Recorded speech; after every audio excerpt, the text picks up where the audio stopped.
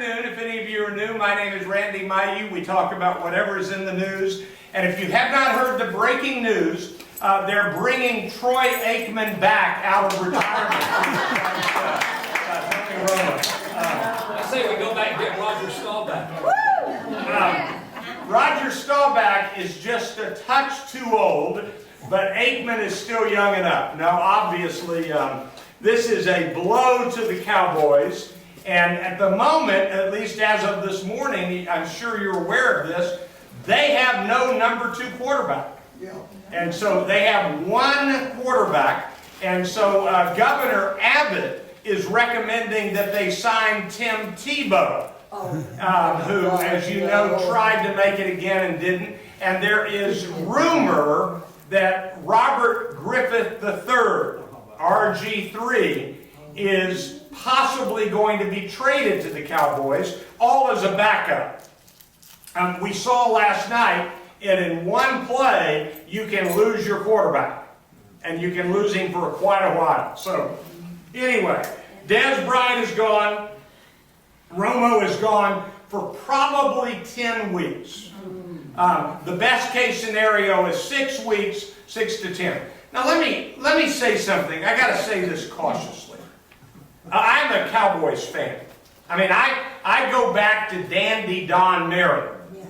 So I've been watching the Cowboys since 1968. Is my first year that I became a Cowboys fan. So I'm a loyal Cowboys fan. But if you did not hear the news, they have just released the news that out of 80-something autopsies conducted on deceased NFL players, something like 60+% had the brain injury that comes from these multiple small, tiny concussions. And if you watch what happened to Tony Romo yesterday, I mean, we really are, and again, I'm a Cowboys fan, we really are just kind of lovers of brutality to like the NFL. And I don't know how to live with myself that way, but I'm a Cowboys fan. And last night, I kind of enjoyed watching Aaron Rodgers at his best. And I'd rather watch a good game played by Peyton Manning than almost anything. So I'm a football fan and a Cowboys fan, but it was a tough day. All right, next item. The Rangers are in first place. They have lost 2 out of the last 3, but they're a game and a half in front of Houston, and it's looking promising. So that's my sports stories. Any other comments or questions about the Cowboys or the Rangers? The Cowboys haven't won a championship since 1995, and yet they are worth $4 billion. That's the right. most valuable sports team in the world. That's right. They have surpassed the soccer team from England for the first time in a lot of years. That was the most valuable, and now the Cowboys are more valuable than they. And so what that means is that Jerry Jones is somehow a genius and a half of a marketing businessman. So it really is pretty amazing. So you're right about that. The Cowboys are worth more than any other sports team, and they have not won a championship since Aikman's last. So that's really true. Okay, any other comments about sports? All right, next comment. We talk about whatever is in the news, and as I have told you on many occasions, there's always a difference between what is getting the most attention in the news and what the most important story in the news is. And I'm not sure we're smart enough to know what the most important story is. For example, last night, Viola Davis won an Emmy as an actress for a drama role. She's African American, and it was the first time there has ever been an Emmy won by an African American actress in a lead role. Now, I want everybody to just kind of look around down your aisle for a minute. Everybody look at your row, look around. There are no African American faces in this room. And so to us, that's not a big deal. But to every African American actress, they all tweeted out that this is a massively important moment. That was a big deal. You know, that's one of the reasons why I don't care if you like his politics or not, doesn't matter in this discussion. We have never understood what it did for African Americans in this country to see an African American man elected as president. You know, you got to remember that in 1964, my teenage years, basically African Americans couldn't vote in many states in this country. Not very easily. It was technically legal, but practically impossible. And so last night, Viola Davis breakthrough, that was very significant. And I'm not any good at names.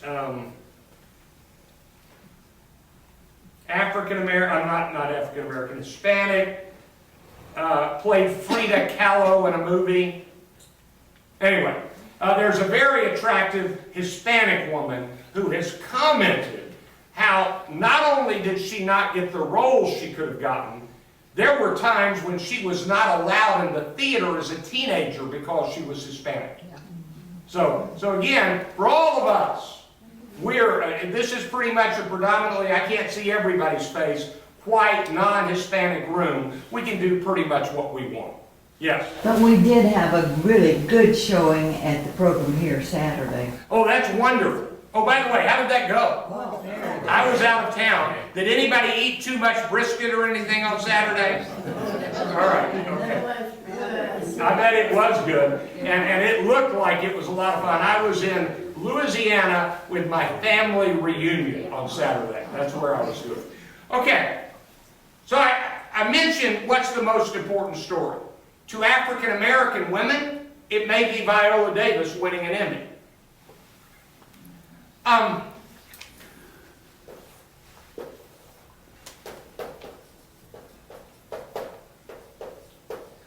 Got two categories here. Trust, don't trust. Now, it goes something like this.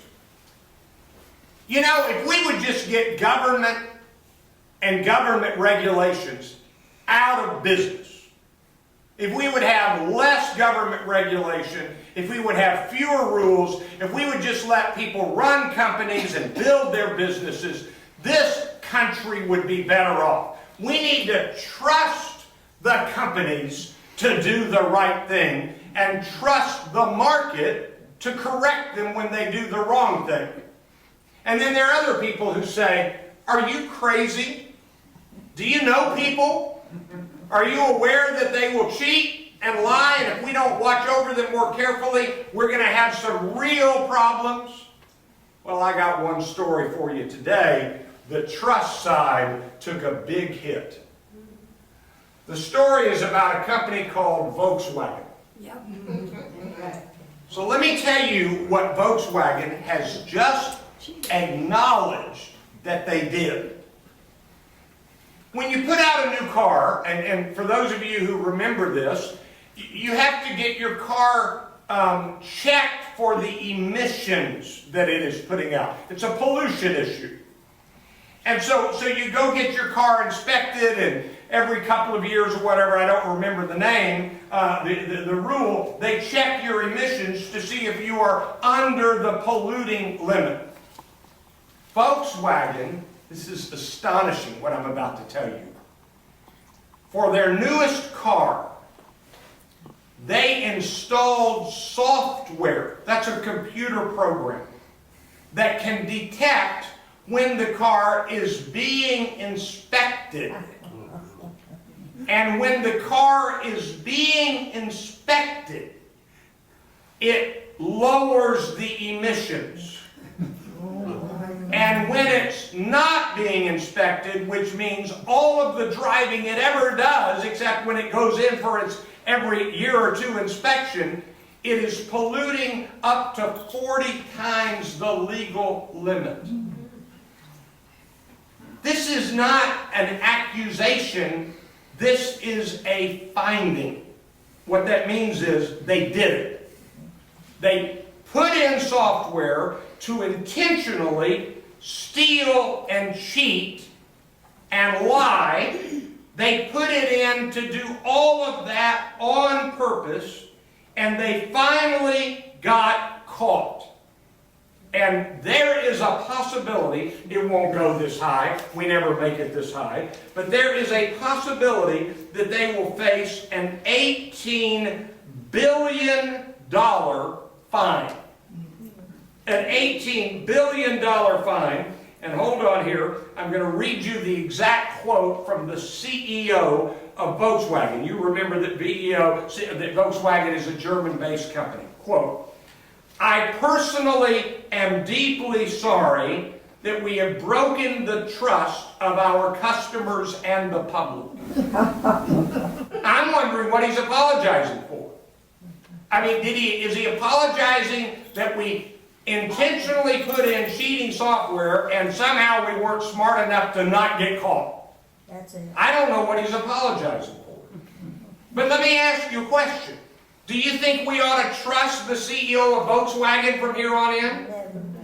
And you can just go down the list, raise your hand if you think this is the last time a business leader is going to cheat in America. Now you can say he's German, but this is American emission standards.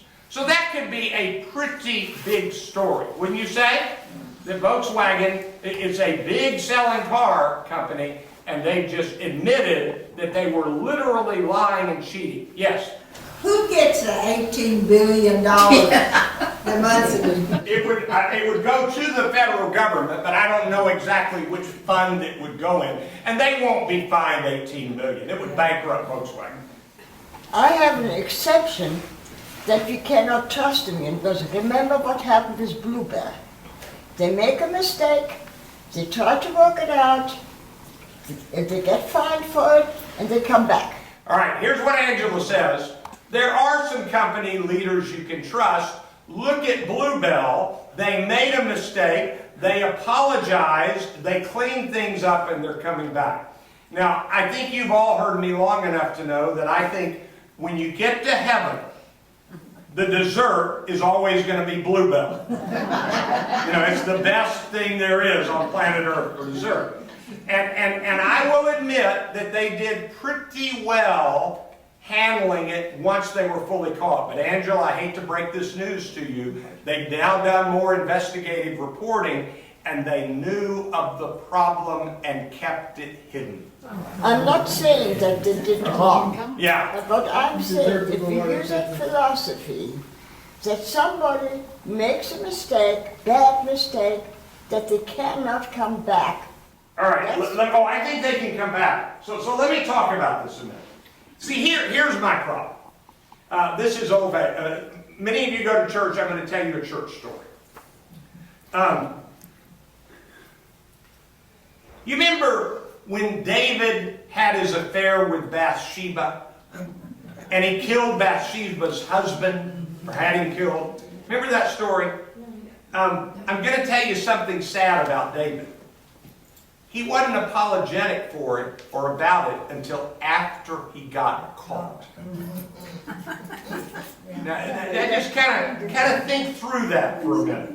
You see, the Bluebell company knew of the problem, but kept it hidden. So should we accept their apology and grant them forgiveness? Well, yes. But tell me somebody who knows something going wrong with their company and calls a press conference and says, we have discovered ourselves something going wrong in our company, and we want to tell you what we've discovered, and we want to correct it. In an ethical world of purity, will a company make a mistake? As close as I can tell, the only company that will never make a mistake is Brookdale at Club Hill. That's the only one. So, will a company make a mistake? Yes. But when they know they're making a mistake and add to it when it's illegal and add to it when it is threatening human life, that's what happened with General Motors and the ignition. And they don't say to everybody, we've discovered this problem and we're going to fix it. That's an ethical deficiency. Yeah, there was a hand here and then a hand here. I'm just wondering, that 18 billion, that doesn't include what they're going to spend on recalls? Yeah. Recalls. First of all, there has been no fine put on them yet. The only thing we know is that the newspaper articles so far are saying that they are subject to a fine that has the potential to go up to 18 billion. If you have stock in VW this morning, it has not been a good day. It's down 27%, and most people think they are in real trouble. So, yes. I'm just wondering, Quinn, how long they've been doing that? It's been in the years, not months. So they've been doing it since this particular car model has come out, and that's been, I could be off by a bunch, but I think 3 to 5 years. But I could be wrong about that. And it takes that long to catch somebody. Okay, so that's that story. Now let's go to another story. You live in Garland, and this is not a political story. I'll just give you a little background. The prior, yes it is, because you live in Dallas County, so this is about you. The prior Dallas County District Attorney was a guy named Craig Watkins. For those of you who've known me a long time, I confess always, I acknowledge I'm a Democrat. I generally vote for every Democrat in local elections. I did not vote for Craig Watkins. I didn't trust him. I thought he was utterly untrustworthy. And if you remember when he left office, he misused money from the county. And he was not a trustworthy person. Well, this morning, we have learned that Susan Hawk is now extending her leave of absence of district attorney for her battles with depression. I'm very compassionate about depression. But there are now added stories of misuse of funds. So Watkins was a Democrat, Susan Hawk is a Republican. Basically, it sounds like if you run for district attorney in Dallas County, you have to be a crook to begin with, or something. I don't know that she's a crook. But it raises an interesting question. You want to have compassion. But when somebody is an elected official and can't perform their job because of mental illness, should you remove them because they're not getting their job done? I don't know the answer to that, but it's an interesting question. By the way, I'm stepping over here and telling you one little tidbit unrelated to anything. Anybody here ever live in Louisiana? All right, a few of you. You remember who Huey Long was? In 1935, 80 years ago, he was killed by a man named Mr. Weiss, who shot him dead. There is a new set of research that says Weiss didn't shoot him, that he didn't even have a gun with him. Hold on. Excuse me.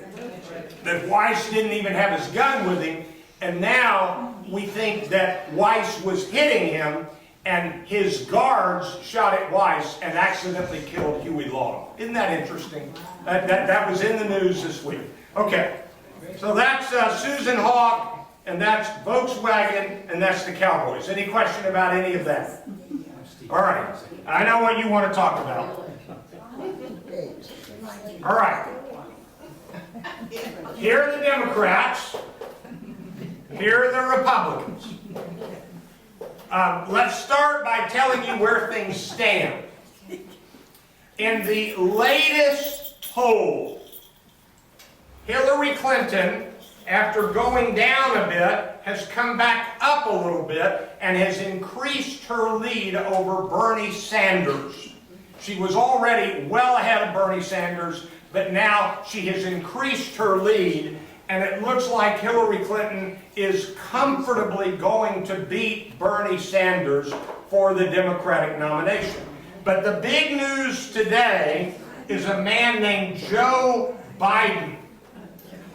And I have been saying, I could be wrong about this, that if Biden enters the race, it's because he believes that Hillary is not going to end up staying strong and will collapse and will not win. I want to remind you of something. People are full of themselves. And even good people who try to be humble are full of themselves. I'm full of myself, you're full of yourself. Donald Trump is really full of himself. And so, historically, when somebody thinks they have an actual shot at becoming president, they try to do it, even if they really don't have an actual shot. Let me give you the best example I know from long enough ago that you won't think I'm talking about anybody today. There's only one presidential candidate in my lifetime who ran 2 elections in a row and lost both of them as the main party candidate, as a major party candidate. Now, Ross Perot ran 2 elections in a row, but he was never a major party candidate. So the only candidate that ever lost 2 elections in a row in my lifetime, and I was a little boy, was a man named Adlai Stevenson. Adlai Stevenson lost to Dwight Eisenhower in 1952. He lost to Dwight Eisenhower in 1956. In 1960, John Kennedy got the nomination and became president. If you've never read the account, Adlai Stevenson, this was back before the primaries when they used old phrases like smoke-filled rooms at the conventions. If you've never read it, Adlai Stevenson got this close to getting the nomination over John Kennedy. And John Kennedy, with his brother Bobby, had to do some serious behind-the-scenes political power plays to end up wresting the nomination from the newly difficult Adlai Stevenson. Now, I just want you to know that any Democrat alive with an ounce of sense, which I realize some of you would say there are no Democrats with an ounce of sense. but any Democrat with an ounce of sense in 1960 would have said to Adlai Stevenson, Adlai, your time has come and gone, give it to somebody else. But he wouldn't give it up. So Biden has people telling him, you can get the nomination. And the big news today is that his wife is apparently granting her blessing for him to run. Now, we've been hearing for the last 3 weeks that she didn't want him to run. So, will Joe Biden run for the presidency? I don't know. But the story today is that Biden may enter the race. That would complicate this. I think that very quickly, if he did, Sanders would disappear. I mean, he's not really, in my view, a fully viable candidate anyway. But he would disappear in a hurry, and it would be Hillary and Biden, and I still think Hillary would beat Biden unless something big happens. So that's where I stand on that. Now, you're going to ask me, Randy, what about her email problems? Well, she shouldn't have done it that way, but it wasn't illegal, and there were other people in positions that high who also were using private email and sometimes private server, including some of the governors who have run for the other party, Jeb Bush, and now the no longer running Rick Perry. Jeb Bush destroyed his emails, used a private email. Rick Perry destroyed every email every week. Once a week he would destroy his emails. So what Hillary did was not smart, but not illegal. So, and if you watch Hillary carefully, I know I've done this, but let me do it quickly to remind you. Here's a political spectrum. Here's the political middle. On the Democratic side, the extremist candidate is Bernie Sanders. He's the extremist candidate. On the Republican side, you've really got 2 or 3 extremist candidates, In a minute, I'll tell you why at the moment the new most extremist candidate is Ben Carson, and I'll tell you why in just a minute. But there's something called the political middle. Well, I will tell you that Hillary Clinton on the Democratic side and Jeb Bush and John Kasich of Ohio are the closest two Republicans to the genuine political middle in the country. And so Sanders is very progressive. I would put Biden right about there. Slightly left of Hillary Clinton, but not as far left as Bernie Sanders. Bernie Sanders calls himself a socialist Democrat. That's progressive and liberal. So, okay. So that's the current Democratic side, and you asked me, Randy, how's it going to end? I still think it's going to be Hillary Clinton, but we'll watch over the next few weeks to see if Joe Biden enters the race. Randy hasn't, Hillary called herself a socialist. No, Bernie Sanders. But I was thinking sometime back when she was asked what was her, Okay. that she called herself a socialist Democrat. All right, I don't remember Hillary using that phrase. That doesn't mean she didn't, but I think if she did, I'd be reading it a lot of places, and I have no memory of Hillary calling herself a socialist. I just don't, it may be, I'll check it, but I don't think she did. Now, the Republican side is getting more interesting, so let's just bring you up to date. First, let's talk about the realities of politicking. In August, Fox News had the first Republican debate, and 24 million people watched it on Fox News. That was the largest cable television audience of any event in cable television history that was not a sporting event. So 24 million audience, the biggest audience in the history of cable except for sporting events. Last week, last Wednesday night, CNN held the second debate. Now, would all of you acknowledge, whether you agree or disagree with all behind this statement, would all of you acknowledge that Fox News is the favorite channel of conservatives? Would you all acknowledge that?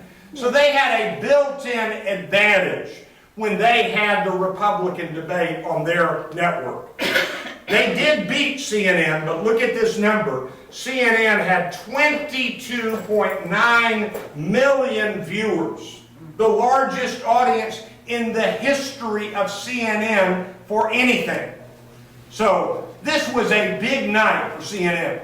If you're not aware, the debate was about 23 hours long. I'm exaggerating. It was 3 hours. That was a long debate.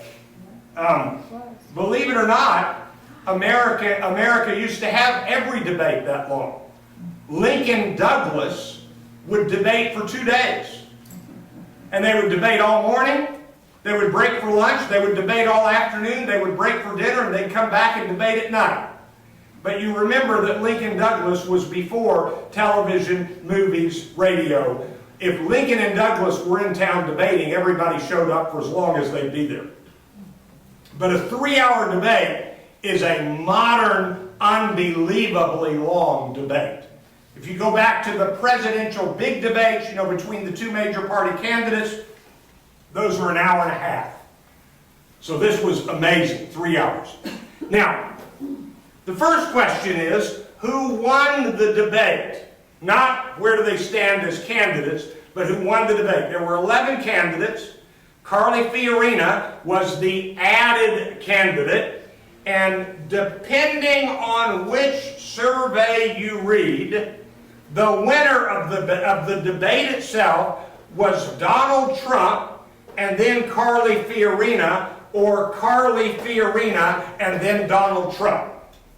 But there is no doubt that these two were the big winners, and the big winner, when you consider it this way, is Carly Fiorina, because she came from nowhere up to winning the debate or coming in a strong second on the debate.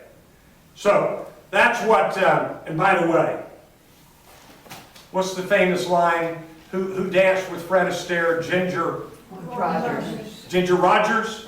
Yeah. Remember Ginger Rogers famously said, everything Fred Astaire did, I did just as well or better, dancing backwards in high heels. Carly Fiorina wore high heels for 3 hours in that debate. So you just sort of have to admire that, is all I've got to say. All right.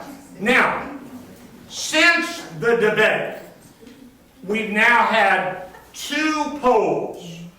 And let me repeat, I know you all know this, but let me tell you about polls. Number one, the respected polling entities do good jobs. Number two, no poll is relevant in September of 2015. The only thing it tells you is who's ahead right now. They call it, there's a phrase for it, a snapshot in time. But if you study polling in recent election cycles, here's what you learn, that when you get within 10 days of the actual election, the polls are phenomenally accurate. And there are now multiple competing entities in polling. You've got the traditional ones, you've got Gallup poll and Pew Research. And now CNN does their own poll, and Fox News does their own poll, and New York Times and Washington Post, 2 of those work together, I forget which 2. So when you talk about polling, I don't report to you the outlier polls that nobody pays attention to. I only tell you about the polls that are legitimately respected.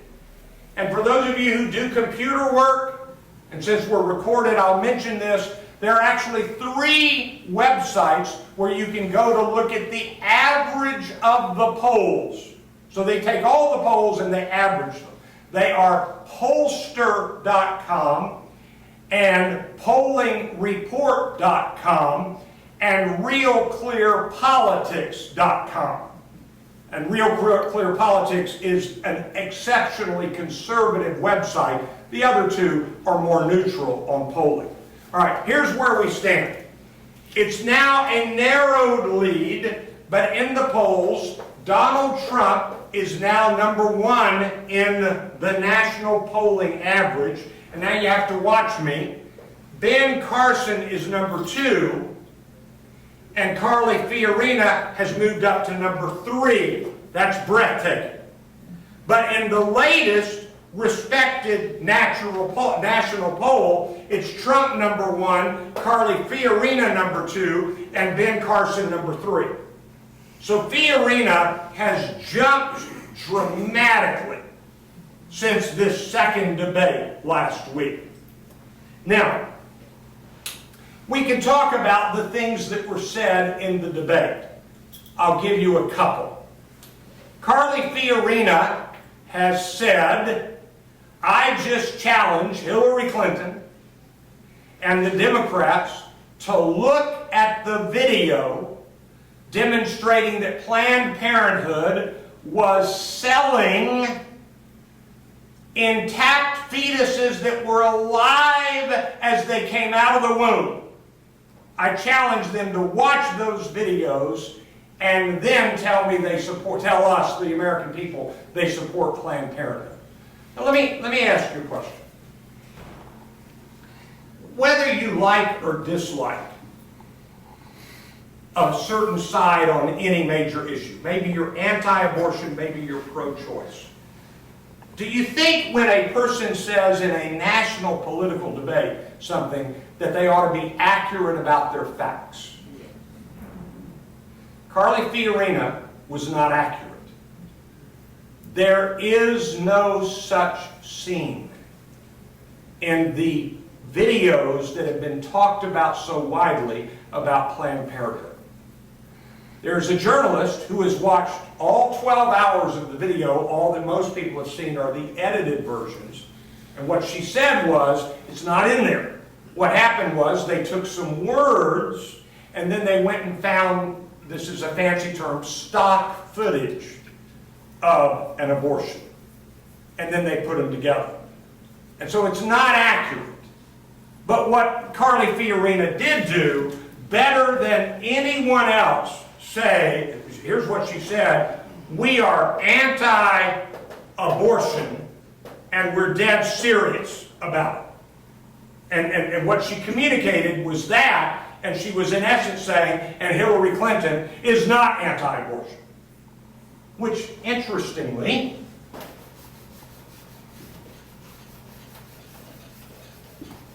all right, let's do a little fact checking here. All of the polling companies asked this question: do you think abortion should always be illegal, sometimes be illegal? What's your view of abortion? So here's a question. The American people, do they believe in terms of majority that abortion should be legal or should be illegal? Let's vote. Legal, raise your hands. Illegal, raise your hands. And a bunch of you didn't vote. 64% of Americans want abortion to be kept legal. 64% of Americans want abortion to be kept legal. They have problems with people using it, casually, but they say, and this is where it really boils down to, if a woman is raped and gets pregnant, she ought to have the right to have an abortion. And that's why so many of us didn't vote, because we don't believe it's legal or illegal. There are circumstances. You're in the middle. You're in the Yes. middle. That's exactly right. So anyway, but Carly Fiorina is the sharpest, strongest spokesperson for anti-abortion. That came out the other night. We live in a short news cycle. So let me explain. We now have the weekend. And that debate was way back yonder last Wednesday. 5 days ago. Too long ago. So here's what Ben Carson said on national television yesterday. Ben Carson said that our U.S. Constitution would not allow a Muslim to be president. That's what Ben Carson said yesterday. That our U.S. Constitution would not allow a Muslim to be president. And you might remember that Donald Trump, maybe Friday, I could be off a day, was asked by just a person in a town hall meeting, our president is a Muslim and he wasn't even born in the United States. And Trump did not correct him. Jeb Bush has come out and said, our president is not a Muslim, he's a Christian. He was born in the United States, and of course our Constitution allows a Muslim to be president if the people elect a Muslim.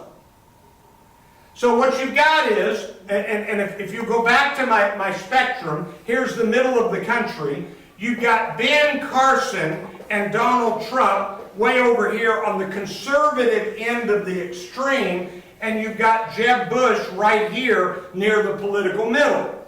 And so, I know I've given you this quote many times, let me give it to you again. Richard Nixon was the smart one. And he said, when you're running for president, you run to get the votes of the extreme members in the primary, and then you run to the middle of the country to win the general election. That's Richard Nixon's wisdom. Get the extreme members to vote for you in the primary, get the middle of the country to vote for you in the general election. Here's what's different than when Nixon was running for president. Everything Donald Trump and Ben Carson say, and anyone else, Carly Fiorina, Jeb Bush, anyone else, is now available on everybody's little phone all the time. You don't say something in one city and it's kept hidden. It's on Twitter, it's on Facebook, it's all over Instagram.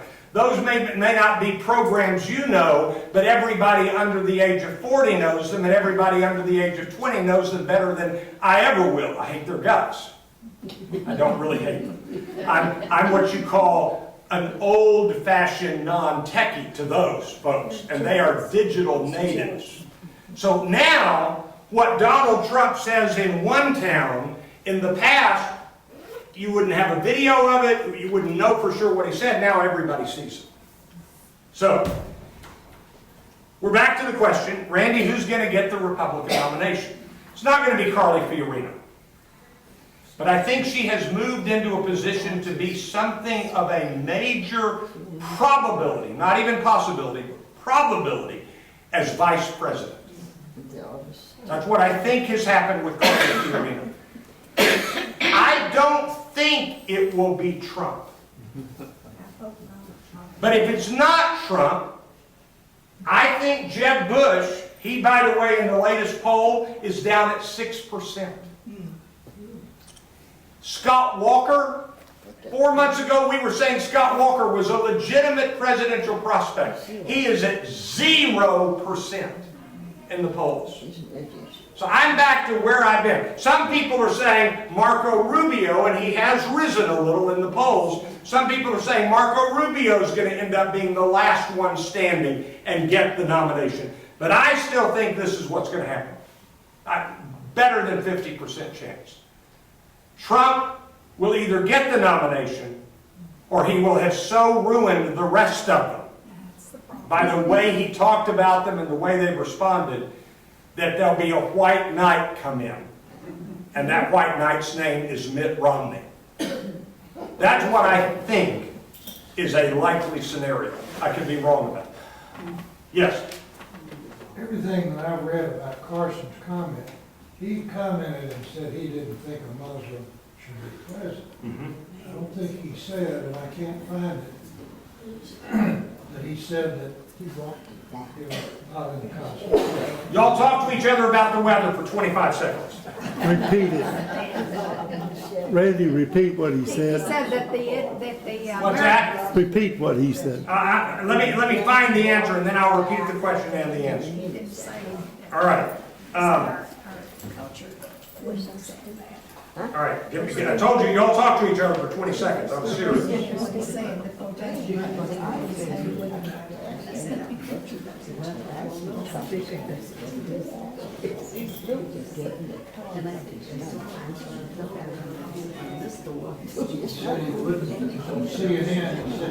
Okay.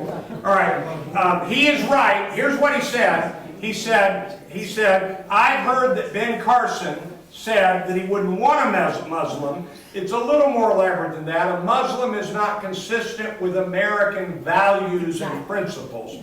That's almost the direct quote. But you are right. What I had read was a headline, and he did not apparently specifically say that a Muslim could not serve based on the Constitution. But that is what people interpreted him as saying, which is incorrect if I do it. So I'm going to check further in that. Now, yes, right here. You knew that. Where's Cruz? You were Cruz him for is quite a while. right where Bush is, but not moving much. So nobody seems to think that Cruz is going to be the one that takes off. They think Rubio will be the one that takes off out of that batch. There was a hand over here. Okay. No, I Is that your phone? No, it's mine. That's my phone. I don't know what I did. Okay, now we're nearly out of time, so I'm going to do one more thing that you're all going to say, Randy, this should have been the first story. Because this one is big. So here we go. There are 3 or 4. Let me give you quick pieces of it, then I'll give you the big piece. The United Nations is about to vote on condemning the United States for the embargo against Cuba, the financial embargo, which we've had since 1960. The United States has sent a signal, President Obama, that we will abstain from the vote, which means we're going to let them vote against us and we're not going to object. It's kind of interesting. That's just, whether that happens or not, that's the report coming today. The next piece of this story is that the Pope, Pope Francis, has just met with Fidel Castro. Now, hold on. You remember that Cuba was communist, and therefore atheist. And yet Fidel Castro welcomed a visit from the Pope. That's not unimportant. But here's the Pope's arriving in the United States. And so here's something interesting. Should it matter at all what the Pope says about anything in any arena other than the Catholic Church? And the answer is, isn't it interesting the way it does? For example, you see, this is hard for us to remember. But in 1960, the election was incredibly close between Richard Nixon and John Kennedy. And there are a lot of theories on what got Kennedy through, including dead people voting in Chicago. But a major probability. I was a little boy in the Church of Christ. Every preacher I had met, in the few that I met at that time, thought that it would be terrible to have a Catholic as president. W.A. Criswell, First Baptist, thought it would be terrible to have a Catholic as president. And John Kennedy went and spoke to the Houston Ministerial Alliance. And he famously said, "I will not be the Catholic president. I will be the president who happens to be Catholic. I will defend the Constitution. I will not take my orders from the Pope."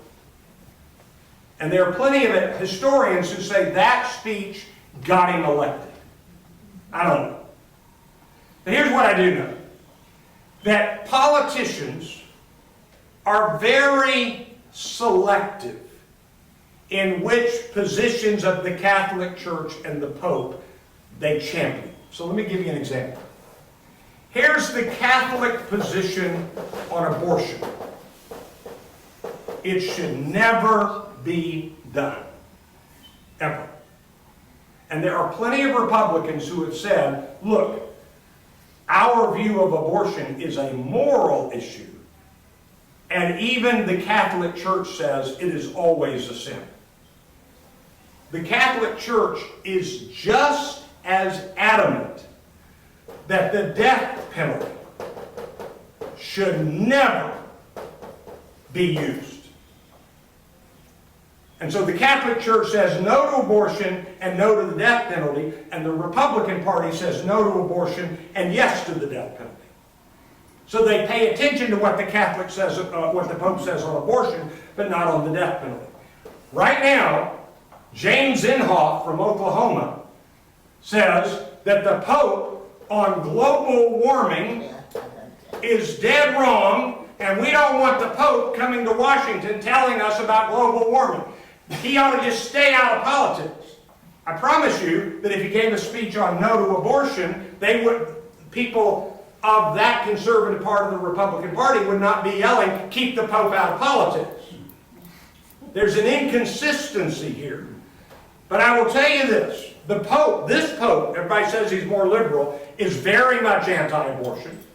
He's very much anti-death penalty.